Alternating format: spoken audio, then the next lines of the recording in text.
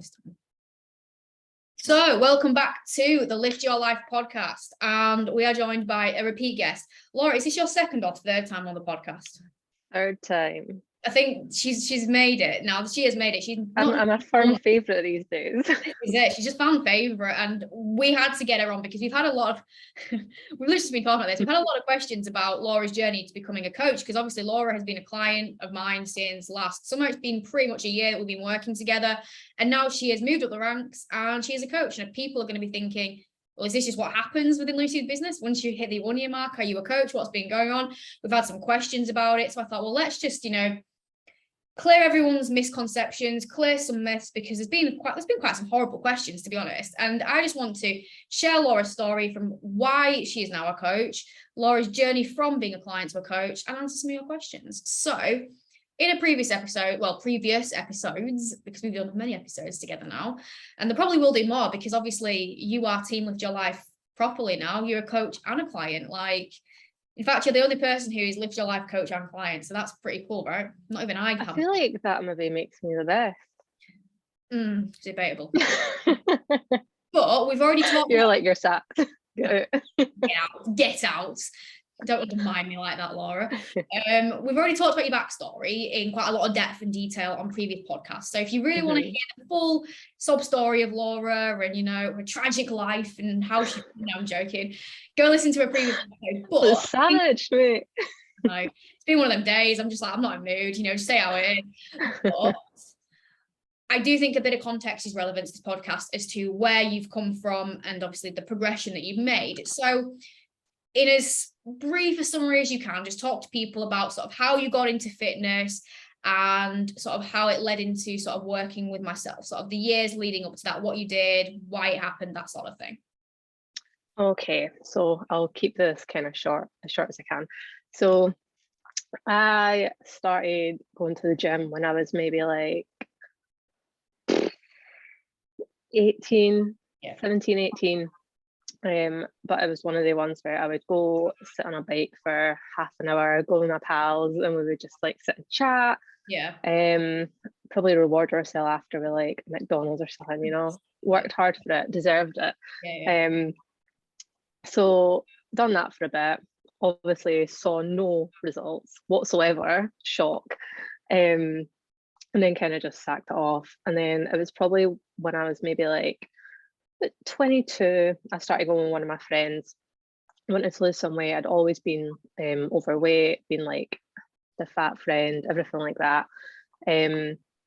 Started going to the gym with one of my friends, saw some results, but I wasn't tracking what I was eating, I wasn't watching what I was eating. It was very, very slow. But I was starting to enjoy it, but I just didn't really know what I was doing. So that kind of fizzled out as well. I was very stop-start, a lot. I started and stopped so many times, I lose count, honestly, it's so bad. But I think I first started getting pretty consistent just before lockdown. I got right into the gym. I was tracking my food and stuff. Again, I was still just, what's that? Quality timing. Just I know. Lockdown. It's literally.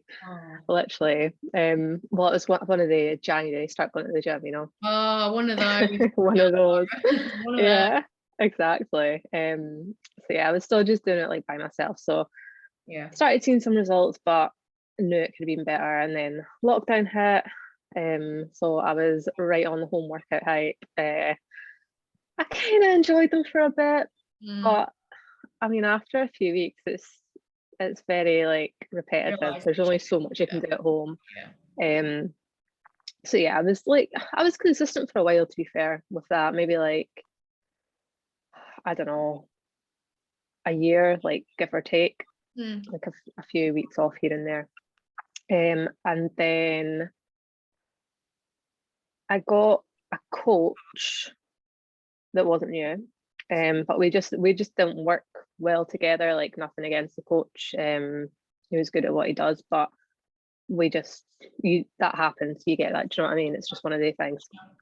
So then I was going out alone again, and then I think it was maybe a good few months later that I started with you.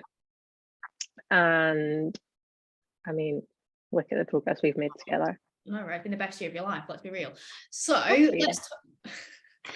obviously you got into the fitness space because you wanted to lose weight, which is very, very common for a lot of people. You've done really, really well. You know, when I'd been following you for quite a while, which it's really weird how much we followed each other for ages. Yeah, and I think this is again why when people say things to me like, oh, do you trust Laura? It's like, yes, I do, because not only have I been working closely with her for a year, I've followed her entire journey. I've seen the progress that she's made and the changes she's made to her life. And it's not just a case of, you do need to have the qualifications, you do need to have the understanding, which Laura does, but you also need to have the understanding. You need to have been there to be able to empathize with clients and understand and relate. She's been there. I've watched her from the start to where she is now. So I know that from a mindset perspective and understanding the struggles, she freaking gets it, which is one of the reasons why I have a lot of trust in her as a coach.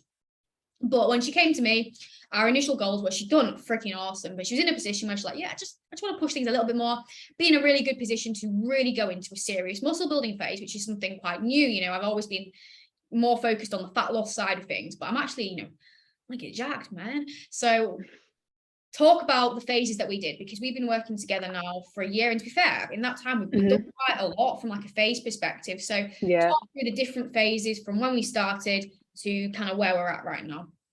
Okay, cool. Right. I think I remember like roughly date wise as well, like as in months, not on the 1st of September at 7:30 p.m. Lucy sent me my new macros. The following week at check-in, this is what changed. No, so we started working together in, it was August last year, start of August. And we started the dieting phase, which we'd done up until the November.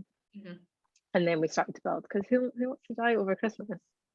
No, and to be fair, you got yourself. And it was my birthday as well, so who it was your birthday, and you were in a very, you started in a decent spot anyway, let's be real. You didn't start like fat or anything. You started what people might call soft, fluffy. And we just wanted to optimize that, didn't we, to get you in a position where totally receptive to because I think at the point I joined you, I wouldn't have been comfortable gaining. Exactly. So we just wanted to get to a position where I felt happy enough in myself that I've not if, but when I was to gain weight in the building phase, that it wouldn't affect me as much. So we dieted up until November, and then we went into a building phase, which was my first ever building phase, and I won't lie, I was terrified because people know, like, if you come from a background of being overweight your whole life, like the last thing you want to do is intentionally put weight on. It just sounds so counteractive, but needs to be done. You want to get massive, needs to be done. We done that for 5 months, and then went back into a dieting phase, and I want to say it was the start of April. I don't know if my time is right there, I have no idea. Right, yeah. I think it was about April. We went into a dieting phase, slash prep, if you want to call it that. First off for a holiday. Oh my god, you can't call it a prep because it's not bodybuilding. It's not a prep, you're not a bodybuilder. You are a bodybuilder, but you're not a bodybuilder. Oh my god, why do you eat green beans all the time? Oh my god, why are you so boring? With ketchup. That makes it exciting. Oh, that makes it lifestyle then, doesn't it? Throw the ketchup on off. I'm clearly not a bodybuilder anymore. Lifestyle. Exactly. So dieted for a holiday, which was in June. Yep. And then it was about 4 weeks after that we had our photo shoot. We did. Which was literally like one of the best days. I was so nervous. Like, see, when people ask me about it, like, oh, how was it? How did you find it? Were you nervous? I wasn't nervous at all up until that morning when I was on the train coming down to Leeds. I was like, oh, okay. I don't know if I can do this. And I was sitting there and I was like, right, I'm actually getting really nervous now. And when it got to like my turn, so like I was one of the last ones to go. When it got to my turn, I was shaking for like the first 10-15 minutes. Like, you seen me, I was nearly falling over and everything. But then it was fine. Loved it. This is the thing, they're so nerve-wracking at first, but once you get into the groove, oh yeah, totally. Fantastic. Yeah, like after like 10 minutes you're fine, and you're like, and then it's done and you're like, oh, could go again. That was it. Aww. So yeah, and now we're back going into a building phase. Yeah, we're about a month, just over a month post shoot now, aren't we? Yes, because that was 16th of July and it is now August. It's got 20 something, 22nd today? 23rd. 23rd. Yeah, 23rd. You can see it on my it's this little date on it there, 23rd. I'm the worst person to ask like dates. I never know. Oh, I never know. Where I live, you have to go and sign for parcels because it's like a flat complex, and they're almost like, what date is it? And they just look at you like, do you not know? I'm like, no. Why would I know? Like, you know, it's not school anymore. When you write your date and you talk, fucking know. You should just start writing the date every day somewhere. The only dates that I know are my birthday and Christmas. Any other day, it could be any day of the year, just whatever. But cool. No, so in terms of, I think people, I know this is not really relevant to the podcast in terms of the topic, but I think people will be quite interested to know as well about sort of I think you've got a question on it about the post-shoot phase, how you're finding it. I think it's kind of relevant to talk about it now because, again, coming out of the mini cut dieting phase that we did is a totally different ballgame to coming out of shoot prep, because obviously calories didn't get low, then they got lowish in the sort of towards the back end of the diet last year, but you'll agree that it was a lot more flexible in your approach, and you look back and you always can improve on a diet. And with this time around, besides from the holiday, you were literally 10 out of 10 every single day. A box didn't get unticked. You towards the latter end, you were following a meal plan. Calories did get pretty low, cardio got pretty high. You were being like #bodybuilder, and you were. Can I just say that we're not promoting hunger though? Don't get, honestly. People who haven't been following us on Instagram are like, what are these people talking about? Basically, me and Laura have been getting shit for saying that we're hungry. Now, here's the thing. In a diet phase, you are going to be hungry. It is inevitable. I fucking hate people who say, oh, you know, you shouldn't be that hungry in a diet, otherwise it's too extreme. I'm sorry, but if you are pushing your body, you are to any length that it doesn't want to be in, any level of deficit is going to create a level of hunger. It's fucking inevitable. And if you are creating a bigger deficit, you are going to be pretty hungry. It is part of the process. It is a good thing. It means that you are in a deficit.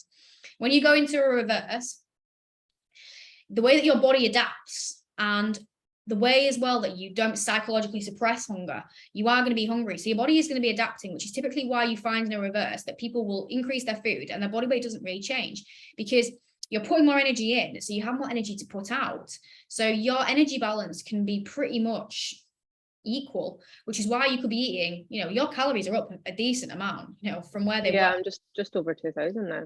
Yeah, so we're not going to say what they got to, because we're not going to promote that shit, because we'll get some sort of hate.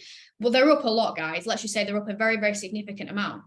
And weight's not massively gone up. Body composition has not massively changed. And that's because she's put more food in, but she's able to put more energy into her sessions. She's training freaking hard now. Towards the latter end, training starts to take a hit. She's probably just got more energy day to day. She doesn't even realize it, but she'll be moving more because she's got the energy there. And that's why you're hungry. And a lot of it is psychological as well, because when you're in a diet, you know you're going to be hungry, right? You expect it. So you kind of suppress it because you're like, right, I'm going to be hungry. I've got to crack on. It's simple as that. When you're in a gaining phase, you kind of don't expect to be hungry. So you don't mentally suppress it as much. So you notice it more. And that's really, really hard to deal with, because I've literally had it this week. I've had this out of nowhere extreme hunger. Like, I was finishing meals and be like, where's the next? And my calories on a training day are like 2,000. They've actually gone up a little bit. It's 2,300. And I'm still feeling like that. And it's like, what the hell? It's normal. It happens. It can be a part of the reverse process, guys. This isn't, you know, it's not bad to be promoting hunger. It's just a part of the process. The same way you're saying that you've got aches and pains. It's the same way that you're saying you've not slept well. You know, just hunger is part of the process. Deal with it. #science. #science. That was a complete rant. That's completely off topic, and I'm very passionate about it. So should we go back to the topic before we go off? Yes, let's. That's what we've done. We've done quite a lot in a year. And to be honest, really thinking about it, and it's been a really successful year. And over that year, I've seen Laura grow so much as a person, and this is what it's about for me. And this is what I always say to people with coaching for us. It's not about macros and how shredded you can get. It's about building that inner confidence and just changing and flipping your life on its head and becoming the best version of you from the inside out. And that is what we've seen. I might say it's about lifting your life. Some might say. But it's true. So before we get into how we made that transition then from you becoming a client, because it's not one of those things where I just, you know, woke up one day and went, I like Laura can be a coach too. It wasn't like that. There was a bit more backstory to it from both our sides. So let's start with Laura's backstory, because I gonna say Laura's backside. Let's start with Laura's glutes. Fucking hell, what does that sound so? You know, you just want to like press delete and start again, but I really can't. Yeah, no. I could edit this out, but it's going to be such effort, so we'll just keep going. Listen, fine. I've had a long day. You can see, but if you're watching this on YouTube, you'll see how bad the bags under my eyes are. I'm freaking tired. I've not slept well because stress. Oh my God, are you promoting stress, Lucy? Aren't you meant to be health and fitness? Listen, everyone gets stress.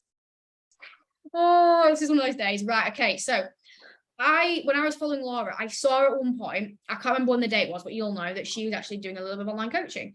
But I don't think it lasted very long, and I can't remember the reasons why. So Laura, explain of your history with getting into coaching in the past, maybe why it didn't work out, but how it's kind of remained a bit of something that you wanted to keep up to, or maybe why you decided you wanted to get back into it, that sort of thing. So I done my qualifications back, like obviously before I started with you. I was maybe like, I'm just going to be guessing here, but it's maybe like February, March before I started with you. Yeah, so like a wee while before, and then I started doing my own coaching, and I think I maybe done it for, honestly, maybe about 3-4 months. I think I was still doing it when I started with you, but that was sort of just like towards the end of it. Yeah. So yeah, maybe about 3-4 months I done it for. And I absolutely loved it. Like, I loved doing it. Like, the girls that I worked with, they were all so cool, and just helping them to become more confident in themselves and to just start building like routines and habits and just help them get to where they want to be. Like, it just was so rewarding. But I just felt like I don't even know how to explain it. Like, I obviously know what I'm doing, but I just felt like I needed more. Does that make sense? Absolutely. So yeah, that's why I like made this decision to stop coaching. So I stopped taking on clients, and I like say to the girls that I had left by this point, that I was going to be stopping, but I didn't like stop there and then, like bang on. I like gave them some time. So yeah, so since I stopped that, it was always something that I wanted to come back to, but I just didn't know when. So that leads nicely on to why I got Laura on board. So there's been quite a lot of change. You look so mischievous there, by the way. There's been a lot of change in my business over the last year. There's been a lot of growth, and it's gone from being something quite small and just me, myself, and I that I could work on to something that I thought, right, then there's got to be a mode of progression here. And progression for me has always been, my client base has grown. I've been able to invest more into it with like certain things, but it kind of reached a threshold where I was like, right, there's only so much I can do here. There is only so much that me, myself, and I can do because I'm a one-man band. Now, there are a lot of coaches out there who, when they get to that point, will outsource pretty much everything, and they're not going to admit that they do it, but you'd be very, very surprised how many coaches will outsource things like getting people to speak as them in situations, which, especially when it's to clients, is wrong. Like, so many coaches will pay a virtual assistant to log in their coaching app and speak to their clients as them, so then they can do other stuff. Just outsource everything. Now, there's certain things that I'm happy to pay people to outsource to do. Like, for example, we've hired a videographer to do my exercise library. I'm happy to help people with my graphic design and things like that. And maybe in the future, things like YouTube, podcast editing, that's fine. But where I want to be speaking to people and why I want to be helping people, I refuse to outsource other people, because then it's not me. And it's basically lying to people. If people are paying for a service to work with a person, they expect to be speaking to that person and working with that person. They don't expect to be given a program that's actually written by someone else. It happens. Or when I'm messaging Laura on a Monday, I like to do catch-ups with my clients, like, early in the week, just to see how they've got on over the weekend and since the check-in. They'll get other people to do that for them, and that's wrong. And I'm not prepared to do something that's morally wrong just so that I can, earn some big money, because that's not me. That's not my vibe at all. Unfortunately, other people don't care. They would rather have, 6 figures in the bank and not even be hardly speaking to their clients. That's you, that's cool, but it's not me. But at the same time, that initial mission of wanting to help as many people as I could and expand and grow, and I'm someone who's never happy. I'll reach a point and I want to be better. And that's why I enjoy bodybuilding so much, because I enjoy that constant progression. And that's why I love fitness, because you can always get better, right, Laura? You can always get stronger. You can always learn more. And I love that. And that was the same with business. It's like, right, what's my next move? What's my next step? How do I help more people without reducing my quality of service? Because that's another thing. I could just take on more people, but my service was shit. And you'd never even speak to me because I'd just be too busy doing everything. So what do I do? And I was like, I don't know what to do. And then I spoke to quite a few people. I'm on a business mentorship. I spoke to various people, and a few people suggested, well, why don't you have another coach who works as part of your brand and they have their own clients? So that way you can still deliver things the way that you want, the Lift Your Life ethos, but you're not, reducing quality of service because you're not having to actually do more work as such, because it's them, the other coach has the clients. I was like, that's a great idea, but I need the right person. If this is going to work, this person has to be someone who I trust, because at the end of the day, this business is mine. I've spent a long time building it, and it's something I'm very, very proud of and passionate about, and I want it to be delivered in the right way. I have to trust this person. I have to like this person. If I'm going to be their boss, which, it's a weird thought, I have to like them. I have to trust them. And I didn't know who to do. It was on my mind for a few months. I was like, it's a great idea, but I don't want to just put an interview out there and do random people. I want to know this person. I want to trust them. And I remember I was literally scrolling Instagram one day, and Laura put something about potentially wanting to start coaching again. I was like, okay. And it just kind of set this little thing going off in my head. And I was like, this could work. And when Laura came to, because Laura stayed with me after the client shoot, because, oh my God, you had clients at your house. What a weirdo. Yeah, I did. Because, I stole all your cream of rice. That's it. She stole my cream of rice. It was just a nightmare. But we had a chat, and I said, look, right, you put something the other week or so about, wanting to get back into coaching. Is that something you're still thinking about? She's like, yeah. So we had a chat about things, and I can't describe it, but it just felt right. It's just one of those, I always feel like when something feels right, you just kind of get this feeling and this inkling that this is the right move. And I thought, right, here we go. I want another coach, but I need someone that I trust, someone that I like. And me and Laura, I would say we've gone from not just being a coach and clients, we're good friends now. I'd say we've reached that point. We get on all right, don't we? It's all right. We're acquaintances. And obviously she has come through the process with me. So she knows how I want things done at Lift Your Life, because we're not just another coaching company that throw fucking training plans and diet plans at people. It's more than that. It's about actually being there for our clients. It's about educating, empowerment, community. And Laura understands all of that because she's gone through it all. She understands everything. And I just thought, this is the right thing. So obviously we had a chat, we had a business meeting about it. We discussed the logistics, and it all just clicked. And fell into place, didn't it? It did. And when people say to me, oh, do you trust Laura? It's like, yes, I fucking do. Because Laura is a bloody hard worker. And this is what I've seen as well. I've seen her ethos and mentality when it comes to the fitness side of things, and people who are willing to work that hard in fitness, who tick every box, because she worked bloody hard in that prep. And I will tell you now, she did not miss a beat. She was doing steps, cardio, training when she didn't feel like it. She was eating out of Tupperware and bringing her own food when everyone around her was eating pizza, and she didn't miss a beat. I'm going to get hate for this comment now. Yeah, you are, because, oh my God, you're too fucking hard. Why would you restrict yourself? Why would you do that? No, but that was because she was passionate about that goal. That's what she wanted to do. She set a goal. She did not stop until she got there. And that mentality and that work ethic, for me, is a sign of someone who is going to commit and work hard and give to their clients. And Laura is a caring person. She's passionate. This is why she has an Instagram about fitness, because she wants to, it's changed her life, and she wants to share that with other people. And that is literally what she has been doing for the past few years. It's just not in a direct coaching way, but you have, and you've been giving people free information. You've been helping people with training and nutrition advice for years, basically for free. Yeah. And like I've said, I've seen you go through the process. You've lost weight. You've gained weight, you've gone through harsh diets, you've gone through more flexible diets, you've started from literally never going to the gym. You have been through it all, so you understand exactly how people are going to feel at every journey. You're not just this, you're born into like a banging body fitness, beach in Dubai forever. You get it. And all those things came together to me and said, this is someone who is going to make a bloody good coach, and I want her on my team. And one thing that just kind of pushed me at the edge and said, yeah, this is the right decision, is that when we sort of came to this agreement, one of the first things she said to me was, where can I learn more?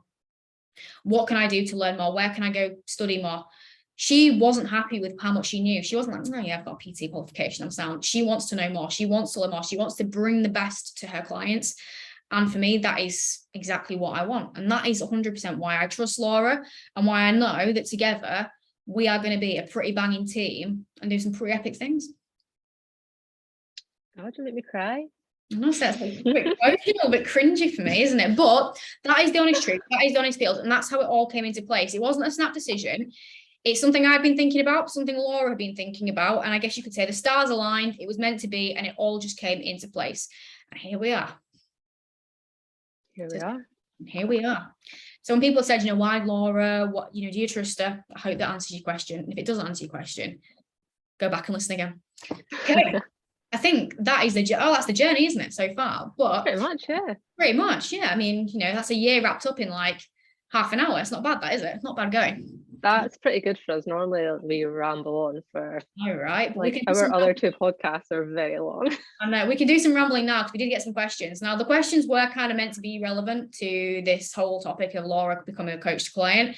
The people who asked the questions for me did that, and the ones who did your question box didn't really get that concept, did they? But it's fine, we'll answer them anyway, just for some different content. So the first question I got was, have you always wanted to coach, or is it just since being a client? I'm guessing that's for you.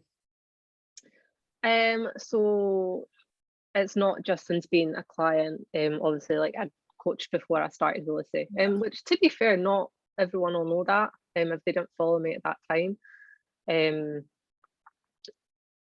But yeah, so I wanted to be a coach for a while. I don't know how long, really. It's not something I keep track of, to be honest. Don't know. No, that makes sense. But do you think? I think the more I got into my own journey, and like I did used to share like a lot of what's the word I'm looking for? Like useful information, in my opinion. I'll just picture the fucking green beans and wraps and ketchup, mate. Quality content. So informative. Yeah. But no, like I just when I was like on my own journey, I just wanted to help other people, because I felt like I could, which is why I ended up doing a qualification, because it's something I wanted to do. But exactly. Yeah. I guess from my maybe you relit a fire, Lucy. I did. I had that effect on people. So I guess I'm going to actually answer this question from my perspective as well, because for me, it was being coached that got me wanting to be a trainer and coach. So I got a PT, and honestly, she was fucking incredible. She changed my life. In fact, I'm actually going to tell people to go and follow her on this podcast, because she doesn't actually promote fitness. I'm going to get her Instagram handle fitness anymore, but she is one of the most incredible humans in the world. So her Instagram handle is BE_X_fit. Now, she was PT, coach, trainer, and when just before lockdown hit, she actually got diagnosed with cancer. And they said it was terminal. They said she literally had weeks to live. And she defeated the odds. She's living a really good quality life. The last scan she had, she was all clear. She's a fucking warrior. So please go follow her. She's absolutely inspiring. Shout out, Beck. She's absolutely incredible. But that woman changed my life, because she got me from a point of very, very low self-esteem. She got me into the gym, into fitness, and flipped it on its head. I fucking loved working with her. She was like my big sister. That's what we used to call. She's called me my little sister and stuff. And when she started to help me, and I was getting into fitness, people saw that and said, "Oh, Lucy, you've changed so much. What are you doing in the gym?" And I was like, "Oh, why don't we go to the gym together? And I'll show you some bits that I've been doing." And when I was doing that, I really enjoyed it. I was like, "Oh my God, this is great. This is really fun." And it just kind of clicked. I was like, I want to do something where I want to help people, but I've never known what. I've just guessed, maybe a teacher, something to do with psychology, I don't know. But I know I want to help people. And I found this fitness malarkey thing, and I'm quite good at it, and I'm really passionate about it, and it's completely changed my life.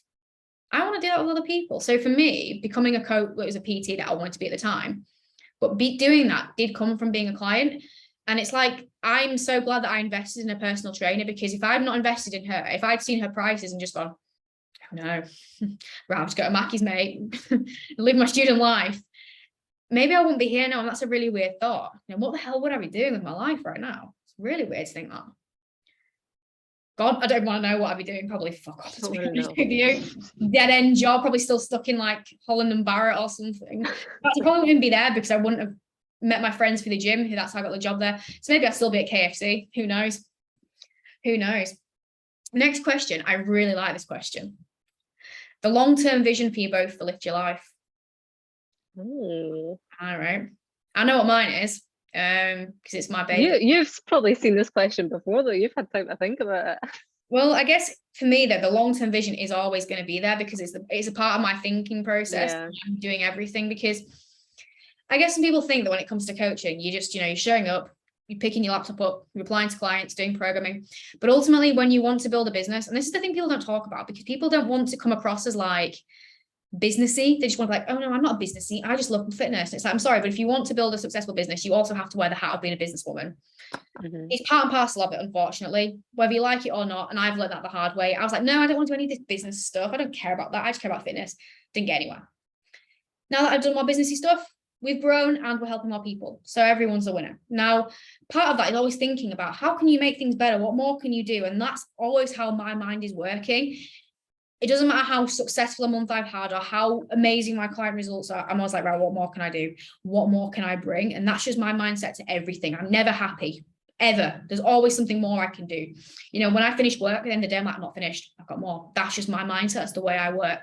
So in terms of my long-term vision for us is I want us to be one of, if not the best female coaching brands out there. And I want us to be a brand. If I'm thinking long-term dream vision, I want Lift Your Life to be a brand that people know. I don't just want us to be a coaching company. I want it to be a brand, an ethos that people maybe all over the world, I want to branch out more to the world, want to be a part of a community, maybe more merch, because everyone loves a bit of merch, don't they? Yeah, you want to like walk into a gym and people are wearing like Lift Your Life hoodies. This is it. And the thing is for me, because the thing about Lift Your Life is that it's an ethos. And I know you made that cringy joke about it earlier about you lift your life, but that is what it is about. I was being serious. I just knew you'd take the piss out of me. But that is what it is about. It's improving people's quality of life. And like for us, a big thing is education, helping our clients to understand things, not just saying there's your program, actually beating the bullshit, having resources that allow our clients to be able to understand what is fact from fiction. I'd love to be able to create a much better educational portal for my clients, or maybe courses, I don't know, but I just want it to be something that is more recognized, more of a brand, and is able to reach more and more people. How? I haven't crossed that bridge yet. I'm only just crossing several bridges before that, but that is the vision I have long term. I don't just want to settle for where we're at right now. I want us to take over the world, man. No, I'm joking. But that is what I want. That is personally what I want. And it's all about that being able to help more people mentality without being a shit coach who copy and paste everyone's plans, because that's not helping people. That's helping ourselves to get rich quick. And it's not about that. Laura, what's your vision? I don't think I can top that answer, to be honest with you. You don't need to top it, because obviously we know that I'm better than you, because why would you? Oh, obviously. Why would? There's someone out there, if you're listening to this podcast, right? Hi. I'm going to say this now. You are a twat. I actually want you to come out, grow a pair, and actually reveal who you are, because there is someone, I'm guaranteeing it's one person. Oh yeah, for sure. You are a dick who's just throwing shade at Laura on all her question boxes, giving her really nasty negative comments. And she said one day about, why would you pick Laura over Lucy? I mean, they've got a point, let's be real. Why would you pick Laura over me? I'm amazing. But just stop being a twat, be nice. Off topic, but I just want to throw that out there. You can be anything in this world. Be nice. Don't be a twat. If you've got a problem with Laura, slide in her DMs and say it. Grow a pair. Thank you. Rant over. Laura, what's your vision for Lift Your Life coaching? Well, obviously, I want to take over the world as well. Awesome. you know, we'll get there one day. Yeah, 100%. Oh, nice mug. It's nice, isn't it? I mean, I guess for me it is just to be able to eventually put more time into it. Yeah. Like I'm working full time just now as well, so I will eventually get to a point where if I continue doing my full time job, I'm gonna have to like I'll be like, yeah, I'll be capping my numbers because I can't take on anyone else. And Exactly. I mean, I'd rather be able to help more people than sit and work in a desk job where I love my life all the time and I have all the fun in the world. You do. I love it. No, it's amazing. But no, that's my vision as well. My vision is to get Laura on board full time, get her client base up so that and the thing is as well, from a selfish perspective, the more I can get Laura out, you know, working full time, the more she can help me out. Simple as that. Because right now I'm doing a lot of, I guess people don't see the back end stuff. People just, like I said, they think that we sit in Starbucks and just tap, tap, tap, a few Loom videos and check-ins. It's like, no, there is so much that goes into it. You just don't realize. Like, I actually sat with my dad the other day and we worked out my hourly rate based off how many hours I put, and it's shit. Honest to God, it's like, I think it's like worse than like a 16-year-old's minimum wage or something. It's terrible because I put that many hours into it doing all sorts. Instagram, YouTube, podcasts, admin, accounts, there's just so much that goes into it, but I do all that and I make it easy for Laura, and I literally say, you get the dream job, Laura, you just get to show up and coach, simple as that. But obviously as she gets more clients, she'll have more responsibilities, and then again that allows me to do more and expand. So it's kind of like a continuum that the more we can give to Laura, the more she can give to me, the more I can then put out, and that's how we're going to take over the world. That's our plan. Don't tell anyone our plan. I haven't told them how we're going to do it. I just told them what we're going to do. Keep your mouth shut. Well, they need to know because they need to watch out for it, you know. Okay, okay, so you got some questions as well, didn't you? But none of them were related to this whole topic. But I think we might as well answer them because people are probably bored about hearing about our world domination plans right now. They're probably just like, yeah, right, believe that when I see it. Freaking losers. They're just, they're wannabes, man. Okay, let's see what we've got here. So, I mean, we answered the how is life post shoot question, so that's that done. I'm going to throw this one in. We actually answered it though. We didn't really answer it. Oh no, I think we were maybe going it, but then maybe got sidetracked. Yeah. Okay, so you're. Well, I don't think we did. 4.5 weeks post. 4.5, 5 weeks or post shoot. About 5 weeks, I think. Yeah. So tell people how honest thoughts, feels, struggles, easier than you thought, harder than you thought, because people will want to know this stuff. You know, I think people talk about post show with bodybuilding, but reality is that when you have done any sort of goal where you've just been hyper focused in on, that post period is going to be somewhat challenging to a degree, especially if you have worked pretty hard like Laura did. So tell the people about your experiences, your 5 weeks post shoots. Yeah, so I have found it hard, and I've mentioned that like to you. I've mentioned it on Instagram. It has been hard because I feel like when, as you just said, when you're in a dieting phase and it is for something like a shoot, you're so focused on that goal, and you know what you want the outcome to be. Like you want to be lean, right? That's it. But I find now that I'm in a building phase, obviously my goal is to build muscle, but you can be a lot more flexible. And I think I've just found it hard not having that big goal to focus on. Yeah. Do you know what I mean? It's that countdown effect. It's very, very helpful having that countdown effect. You just have this tunnel vision towards this like pinpoint. Whereas when you've got this goal, because you still have a goal, I still have a goal. Yeah, for sure. But it's not a pinpoint goal. It's a bit more of a wishy-washy goal when you think about it, really. There's no set date. There's no set time frame. Yeah. It is harder. It is harder to motivate yourself. It is harder to, and as well, you're going against the norm of like everyone, you know, dieting, losing weight is kind of like expected and it's glamorized. You know, think about it. It sounds horrible, but the pictures that I've got on social media where I am leaner have got more likes, and they do. And it's wrong. You go into a gaining phase, you go into a building phase, and your pictures start to get less likes and you start to feel a little bit more uncomfortable. It is freaking challenging. But I've had the same as Laura. You know, I've spoken about it on podcasts, on YouTube. I've had some struggles because when was mine? Start of June. So I'm coming up to 3 months now. July. Yeah, coming up to 3 months. That's gone bloody fast, man. Jesus. It really feels like yesterday I did the shoot. But I've had some, for me, my reverse was actually going quite well. I was mentally doing pretty okay. I was really starting to adapt to my body changing. Then I've had my hormone situation, which completely just threw a spanner in the works completely. So I've had my own struggles with it. I had a complete meltdown last week. I was like, I can't do this anymore. I'm shit. What's the point? But I spoke to my coach, refocused, realigned, and it's just always remembering about that goal. If you are struggling at any phase, it's just remembering what that goal is and remembering that every single day adds up to that. Mm-hmm. When you're doing like a shoot or like a dieting phase for a holiday or a date, it's easier to focus on because it's like, right, I can see the changes a bit more. I know that I'm working towards this date, so I've only got this amount of days to give. When you don't know how many more days you've got to give as such to your date, it can be a bit harder to kind of just motivate yourself to do it. But it's just remembering that every gym session will count. Every day that you stick to something will count. And just remembering what the goal is. And if that goal isn't, you're not passionate about that goal, maybe you need a new one. Yeah. It's harsh to say, but if, it doesn't energize you and fuel you, because it's very normal to not be motivated and have bad days and bad patches. But if you can't push through that low at all, you're probably doing it for the wrong reasons, or your goal is wrong. Mm-hmm. Because we have days that we can't be asked. We have days where yeah. But we just get it done because we know deep down that's what we want to do. Mm-hmm.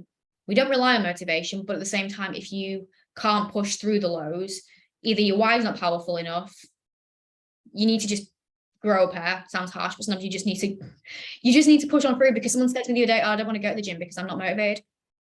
Well, if we waited till we're motivated, I'd still be looking shit, because I'd never be in the gym.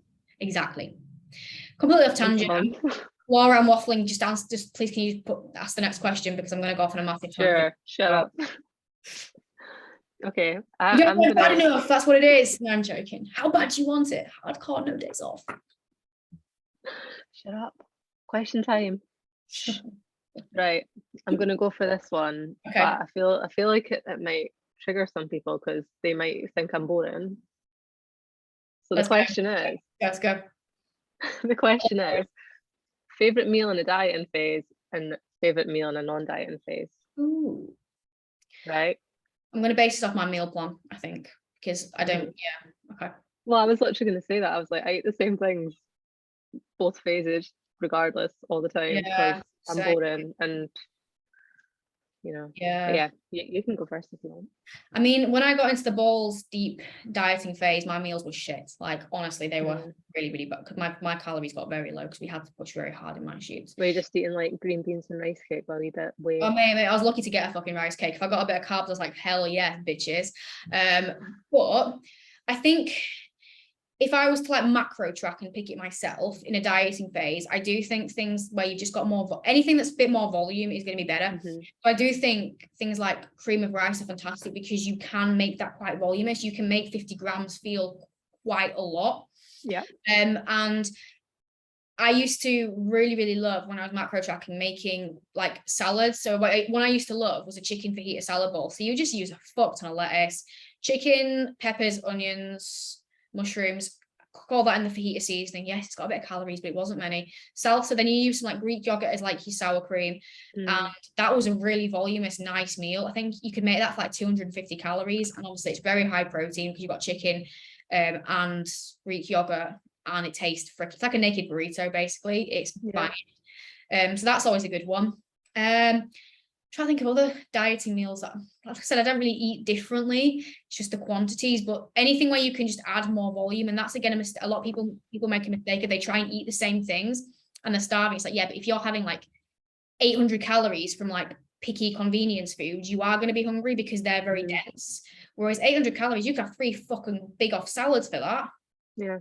And no one wants 3 big salads, even when you're that hungry. You know what I mean? No one wants that. I'd be like, no, I'm all right, thanks. So just think about that. In a gaining phase, again, I think my favorite meal at the moment, to be honest with you, I love all my meals. And this is the thing about meal plans. People think we're boring, but we both collaborated. I've collaborated with my coach. You've collaborated with me to create a meal plan that you're happy with. My meal plan has got bread. Oh my God, it's got bread. You can't eat fucking bread. That's not Healthy. As long as you don't eat it after like 6 o'clock, you're fine. Oh yeah, of course. It's got cereal. I have 100 grams of cereal post-workout, which is pretty freaking epic. I like that. We've got, what other things do I really, really like on it? Oats, cream of rice, obviously my fucking favorite. We've got build and bake brownies. I've got, on a rest day, I can have a build and bake brownie as part of my day. And if I don't have any in the freezer, I could have, get something that's quite similar from like Morrison's or something. So it doesn't have to be boring, but my favorite meal right now, honestly, right now, to be honest with you, since I found that little bread, it's probably any of my meals with my little bread, because honestly, that bread is literally to die. You've been going on about that on your story. Mate, this morning, it's that nice that this morning I actually ate my egg just on their own, and I just ate the bread with nothing on it because it's that nice.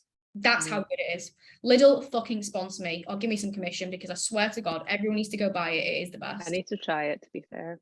Honestly, it's called the sourdough boule or something. It's like a big ball dough, and it's, I don't actually think I answered the question, but there you go. You got an insight into me and my nutrition. So Laura, okay. So diet and my favorite meal.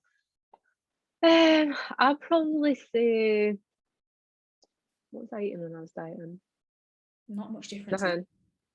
I don't think we've really changed. No, it's not changed that much, to be fair. I loved, I always looked forward to my oats when I was dieting, always. And I think because you never ever took the dark chocolate off me, every week at check-in, I was waiting for it. I was waiting for this one square of dark chocolate to be taken away. And you left it in the whole time, and I was so happy about that. So yeah, really enjoyed my oats when I was dieting. Still enjoy them now, to be fair. Right now, probably not mince wrap. Because they're the mince wrap with the fucking green beans and ketchup. Oh my God, how boring, bro. It's so good, right? You've got a wrap, right? You've got mince. You've got mince with American burger seasoning with feta cheese. But you put the feta in the mince when it's nearly cooked, so it melts a wee bit. Put it in the wrap with some lettuce and ketchup. Green beans with some ketchup. Jamie Oliver fucking who, mate? What more could you want? What could you want? I fucking love beef mince. It's so nice. It's so good. I have it like once. so I had it for my lunch today, and I'm having, because I think I just said to you last week, like I've been tracking more recently. Yeah. And so I'm having a chili burger from my tea. Aldi chili burgers. Oh my God, they're incredible, right? They're like 117 calories for a burger. Like, don't get me wrong, they're not massive, but they're so good. Anyway, having that for my tea, but I'm just sitting here like, kind of want another mince wrap. Fucking go for it, mate. Live life on the edge. Well, I've already defrosted the burger, so made you committed now, not that you but I'm having air fryer potatoes with it, so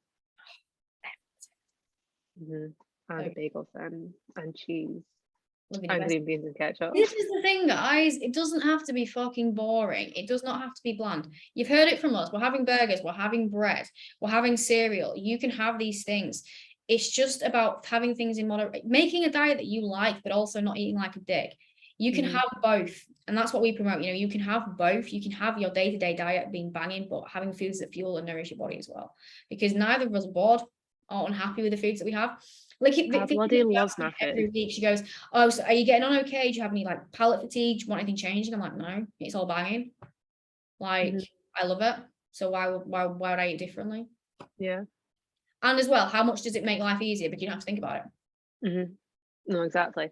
See, like, if I'm not at home and I'm not like taking like meal kit with me, I get quite sad because I know I'm going to be having different meals and I miss the meals that I normally have.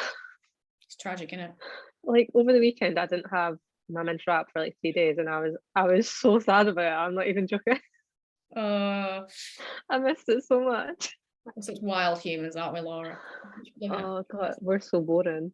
Oh my God, you're so boring, man. Well, guess what? I love being boring, so it's fine by me, huns. I'll be boring, living my best life.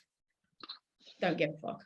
Okay, do you have any more questions before we get past I think just one more. Favorite muscle group to train. Okay. Before we answer this, we need to guess each other's first. I think that's gonna be quite funny. See if we can get it right.